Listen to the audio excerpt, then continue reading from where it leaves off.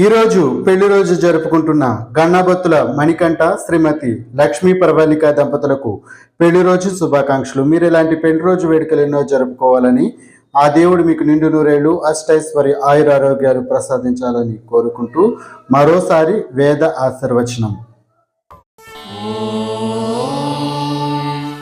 Shatamanam Bhavati శతాయుః పురుషస్య తేంద్రియ ఆయుష్యేవేంద్రియే ప్రతిష్టతి.